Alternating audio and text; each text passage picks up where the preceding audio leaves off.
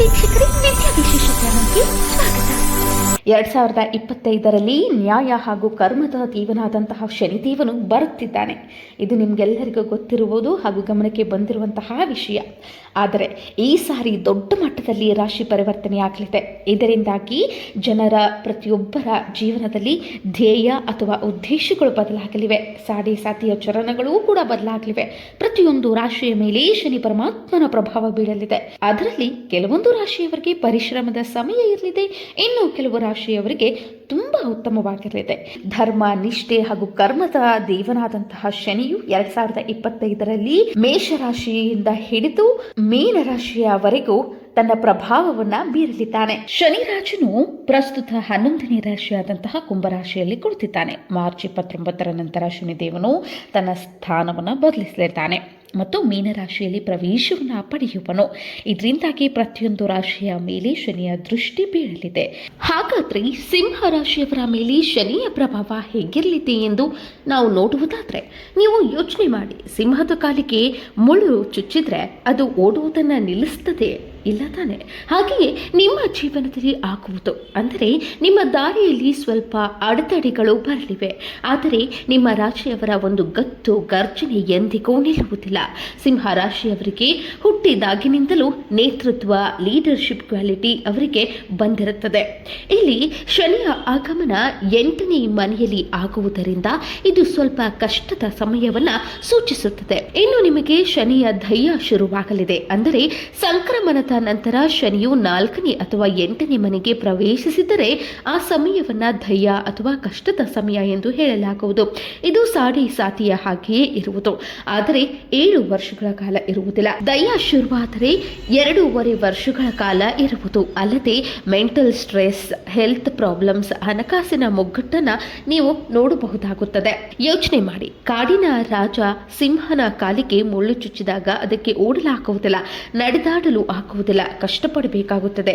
ಆದರೆ ತನ್ನ ಶ್ರಮದಲ್ಲಿ ಯಾವುದೇ ರೀತಿ ಕಡಿಮೆ ಇರುವುದಿಲ್ಲ. ಸ್ವಲ್ಪ ಕೆಲಸ ನಿಧಾನವಾಗಬಹುದು ಅಷ್ಟೇ, ಕೊನೆಗೆ ಅದು ತನ್ನ ಕೆಲಸವನ್ನ ಪೂರ್ಣಗೊಳಿಸಿಯೇ ಬಿಡುವುದು. ಹಾಗೆಯೇ ನಿಮ್ಮ ಜೀವನದಲ್ಲಿಯೂ ಕೂಡ ನೀವು ಮಾಡುವ ಕೆಲಸದಲ್ಲಿ ಎಷ್ಟೇ ಅಡೆತಡೆಗಳು ಬಂದರೂ ಕೆಲಸ ನಿಧಾನವಾಗಿಯೇ ಆದರೂ ಕೊನೆಯಲ್ಲಿ ಅದರ ಸಕ್ಸಸ್, ಜಯ ನಿಮಗೆ ಸಿಗಲಿದೆ. ಸಿಂಪಲ್ ಆಗಿ ಹೇಳ್ಬೇಕಂದ್ರೆ, ನಿಮ್ಮ ಶ್ವಾಸಕೋಶಕ್ಕೆ ಸಂಬಂಧಿಸಿದಂತೆ ಉಸಿರಾಟದಲ್ಲಿ ಸ್ವಲ್ಪ ತೊಂದರೆಯನ್ನ ನೀವು ಕಾಣ್ತೀರಿ. ಅಚಾನಕ್ ಆಗಿ ದೊಡ್ಡ ಹಣಕಾಸಿನ ಸಮಸ್ಯೆಗಳು ನಿಮಗೆ ಎದುರಾಗುವವು.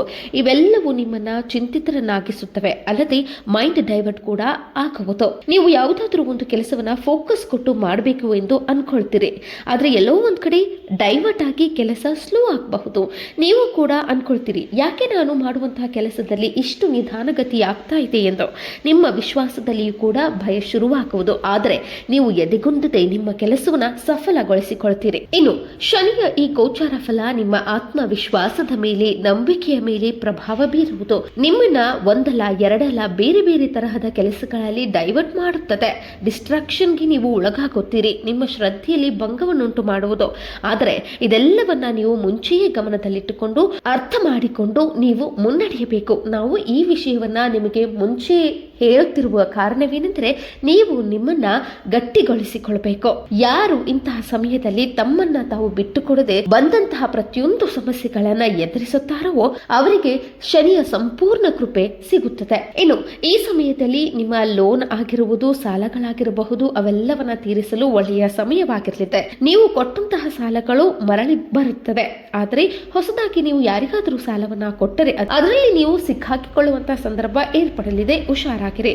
ಇನ್ನು ಕೋರ್ಟ್ ಕಚೇರಿ, ಕಾನೂನಿಗೆ ಸಂಬಂಧಿಸಿದ ಕೆಲಸಗಳಲ್ಲಿ ಜಯ, ಸಫಲತೆ ಸಿಗಲಿದೆ. ನಿಮ್ಮ ಶ್ರಮ ಹೆಚ್ಚಿರಲಿದೆ. ನಿಮ್ಮ ಪರಿಶ್ರಮದಲ್ಲಿ ಯಾವುದೇ ರೀತಿಯ ಕಡಿಮೆ ಇರುವುದಿಲ್ಲ. ನೀವು ಕರ್ಮ ಕೆಲಸವನ್ನ ಮಾಡಿ ಫಲಾನುಫಲ ದೇವರಲ್ಲಿ ಬಿಡಬೇಕು, ಸಾಕು. 2.5 ವರ್ಷಗಳ ನಂತರ ಈ ಪರಿಶ್ರಮಕ್ಕೆ ತಕ್ಕ ಪ್ರತಿಫಲ ಸಿಕ್ಕೇ ಸಿಗುವುದು. ಆದರೆ ನಿಮ್ಮ ಶ್ರಮದಲ್ಲಿ ಯಾವುದೇ ರೀತಿಯ ಕೊರತೆ ಇರುವುದಿಲ್ಲ. ಜುಲೈ ಹಾಗೂ ನವೆಂಬರ್ನಲ್ಲಿ ಮುಖ್ಯವಾಗಿ ನಿಮ್ಮ ಕೆಲಸಗಳಲ್ಲಿ ಸಾವಧಾನ ಇರಲಿದೆ. ಶಾಂತಿಯುತವಾಗಿ ತಾಳ್ಮೆಯಿಂದ ಕೆಲಸದಲ್ಲಿ ಮುನ್ನುಗ್ಗಿ. ಬಗ್ಗೆ. ಇನ್ನು ಶನಿಯ ಈ ದಯ್ಯದಿಂದ ಬಚಾವಾಗಲು ಸಿಂಹ ರಾಶಿಯವರು ಯಾವ ಉಪಾಯವನ್ನ ಮಾಡಬೇಕು ಎಂದರೆ, ಈ ಉಪಾಯವನ್ನು ನೀವು ಖಂಡಿತವಾಗಿ ಮಾಡಲೇಬೇಕು. ನೀವು ಶನಿಯ ನೀಲಿ ಸ್ತೋತ್ರವನ್ನ ಪ್ರತಿದಿನ ಪಠಿಸಬೇಕು. ಹನುಮನ ದೇವಾಲಯಕ್ಕೆ ತೆರಳಿ ಅಲ್ಲಿ ಆತನ ಆಶೀರ್ವಾದವನ್ನ ಪಡೆಯಬೇಕು. ಸಿಂಹದ ಗರ್ಜನೆ, ಅದರ ಓಟ ಹೇಗೆ ಹೆಚ್ಚಿರುವುದೋ ಹಾಗೆಯೇ ನಿಮ್ಮಲ್ಲೂ ಕೂಡ ನಿಮ್ಮನ್ನ ಇನ್ನಷ್ಟು ಸ್ಟ್ರಾಂಗ್ ಆಗಿ ನೀವು ಸಿಂಹದ ತರಾನೇ ಗರ್ಜನೆ ಮಾಡುವ ಹಾಗೆ ಈ ಒಂದು ಸ್ತೋತ್ರ ನಿಮಗೆ ಸಹಾಯ ಮಾಡುವುದು, ನಿಮ್ಮನ್ನ ಗಟ್ಟಿಗೊಳಿಸುವುದು, ನಿಮ್ಮನ್ನ ಸ್ಟ್ರಾಂಗ್ ಮಾಡಲಿದೆ. ನಾವು ಹೇಳಿರುವಂತಹ ಈ ಮಾಹಿತಿ ನಿಮಗೆ ಇಷ್ಟವಾದಲ್ಲಿ ನಮ್ಮ ಚಾನಲ್ ಲೈಕ್ ಮಾಡಿ, ಶೇರ್ ಮಾಡಿ, ಸಬ್ಸ್ಕ್ರೈಬ್ ಮಾಡುವುದನ್ನು ಮರಿಬೇಡಿ.